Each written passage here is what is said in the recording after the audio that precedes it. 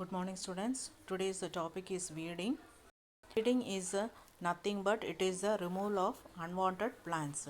Weeds are called as the undesirable plants or unweeded plants growing in the cultivated areas. Okay, so the weeds should be removed from the cultivated areas because it will absorb all the nutrients and nourishments from the soil, and it will grow more healthier than the cultivated crops.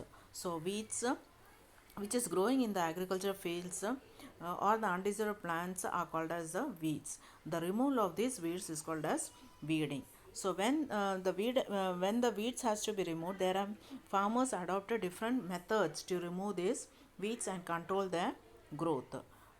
The different methods are, the first method is they are saying about the mechanical methods. In these mechanical methods, the weeds are removed by pulling the weed with the help of the hoe or with the hands. Next is the tillage methods. In this tillage method, these weeds are removed by destroying the weeds with by plowing the fields. Okay, next is the crop rotation. By just growing the different types of crops after every 6 months, changing the different types of crops, also these weeds can be removed. So when these weeds are removed by tilling or by pesticides or something, or parasitic weeds can be removed by just changing the different methods of crops in the same field. Next is the summer tillage. That means during the summer season, the fields are again plowed to remove these weeds, and it will be dried under the hot sun. Because of the high temperature during the summer season, it will get dried. So those weeds which are growing annually or perennial, means after every 1 year or 2 years, or after every 6 months, this all will be dried up in the hot sun by plowing the fields. That is the summer tillage. The next method they are following is the biological control. How this biological control? That means these biological insects or pathogens are used in the fields to kill these weeds, but it is not just for only for the time being they are killed or eaten by that pathogens, but they are not removed, they are not fully eradicated from the soil. Why? Because the weeds should not be fully eradicated from the, it also is helpful for the plants to grow to a certain extent. That means when these fields are plowed, it will go under the soil and it get decomposed, and it will also become a nourishment for the plants to grow. So to a certain extent only these weeds should be, for a time being only, it should be control the overgrowth of these weeds. So that is the biological method, by using the pathogens or the insects to remove the weeds population. Next comes the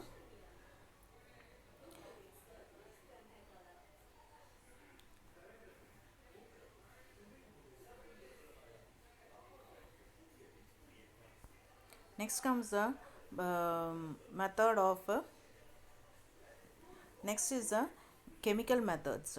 In the chemical methods are very important to regulate the growth of these undesirable plants. The chemicals used for killing the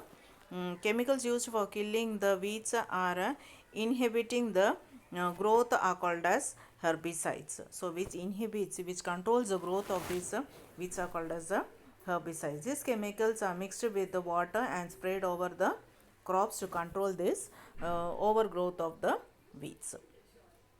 Okay, now next comes the integrated. Do you know what will go? There are over 3,000 species of weeds around the world. Out of this, 18,000 species cause serious loss to the crops. The continuous use of the same method leads to building up the tolerant species. So the same species again and again they are growing, means it will become tolerant to that chemicals or that biological methods all. So we have to change that. Therefore, a suitable combination of different methods of weed control should be practiced. Different types of chemical methods should be utilized for removing these weeds. Now, integrated weed management. Integrated weed management combines different agronomic practices are herbicides used to manage the weeds, so that the reliance on any one weed control technique is reduced. So we should not depend only on one type of technique. We should use the different methods. Now we studied about the mechanical, then biological, chemical, tillage or crop rotation. These different methods only we have to use for removing the weeds. We should not depend only on the one type of method. Okay. Now next is coming as the harvesting of crops. When these crops gets matured, it has to be harvested and gathered, and that pulses or grain should be stored. Harvesting means when the crops attain the maturity, it has to be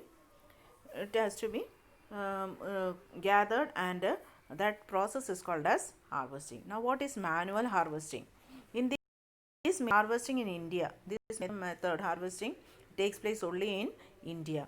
Certain crops are harvested without using tools. Crops like groundnut, there is no, just we can pull out from that. Green gram, okay. Then black gram, horse gram can be harvested by uprooting with the hand. So crops like groundnut, black gram, horse gram, this all can be harvested. No machines or nothing used, by just pulling out from the ground we can harvest it. Then first comes the mechanical method. See the in the picture itself how the farmers are harvesting their by the mechanical method. Harvesting in our country is generally done by employing the laborers with the help of the farm instrument like sickle. This method is laborious and time consuming one, and is suited for small sized farms only. For a small acres of land only, this mechanical type of harvesting is possible. Otherwise, if the big fields are there, the harvesting with the mechanical is very difficult. It will take a time consuming, it will take a longer time. Now machine harvesting, see in the picture the machine how it is harvesting. So to a certain bigger lands, the certain big portion will get harvested very fast with these machines. The harvesting machine is used to large sized agriculture fields. The term harvesting also includes immediate post-harvest practice such as threshing and winnowing. Threshing and winnowing means how to see in the picture. This is a method called as threshing and the winnowing. The process of separating the grains from the chaffs or pods is threshing. So what is threshing? The process of separating the grains from the chaff and or pods is called as threshing. After threshing, we must separate the grains from the chaff. So after that, we have to remove the grains from the chaff, and winnowing is the process of separating the grains, that with the wind or the grains will be separated, and all the unwanted chaffs will be flew off by the wind, and it will get separated. So these all methods comes under what? Comes under harvesting. Now storage of food grains. Storage is an important aspect of post harvesting, after the harvest technology, because the crop seasonally produced is consumed throughout the year. So one crops will be growing to a certain period of time. After that we can't grow the crops in that during the next half of the year. So that all crops can be, or that all grains should be stored properly, so that we can make use of that grains afterwards. So before storing, harvested grains should be made free from moisture. So before we store any of the grains, we have to free from the moisture. Moisture means that wetness of that grain should go off. Otherwise what will happen? It will get damaged.